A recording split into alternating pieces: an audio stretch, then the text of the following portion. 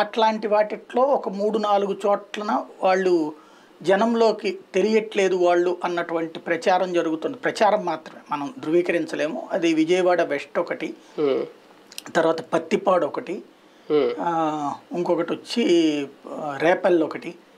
ఇట్లాంటిది ఏదో ఒక 4 నియోజకవర్గాల్లో మళ్ళీ మార్పు చేర్పులు ఉంటాయి. అంటే దాంట్లో వాళ్ళు పబ్లిక్లోకి ఎమర్జీ కావట్లేదు అన్నటువంటి కారణంగా కొంత మార్పు చేర్పులు ఉండొచ్చును అనేటువంటిది అయితే నడుస్తున్నది.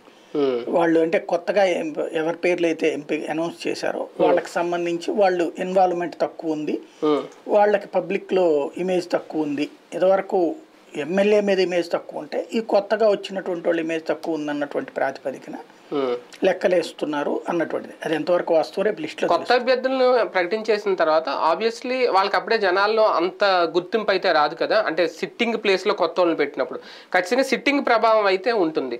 సర్వే ఆధారంగా వాళ్ళ విషయంలో అంటే ఓన్లీ కొత్త వాళ్ళ విషయంలో నిర్ణయం తీసుకోవడం అనేది ఎంతవరకు ప్రామాణికం, ఎంతవరకు కరెక్ట్ మనం జడ్జి చేయలేం కదా. అతని ఇష్టం, అతనిది. అంతేనా? అతని పార్టీ అతను ఎట్ట చేయాలనుకుంటాడు, అతని ఇష్టం. ఒకటేంటంటే కొత్త వాళ్ళ ఇప్పుడు పాత వాళ్ళకి ఇమేజ్తో కంపేర్ చేసి ఇతను అంతకంటే ఎక్కువ ఉండాలి కదా. ఇప్పుడు ఎవరున్నా పార్టీ పేరు మీదనే, ఆ పార్టీకి ఇతను అనౌన్స్ చేసిన దగ్గర నుంచి తిరిగేయాలి రోడ్ల మీద. ఫర్ ఎగ్జాంపుల్ అతను ఉన్నాడు విజయవాడ వెస్ట్ నుంచి ఈస్ట్కి పంపించి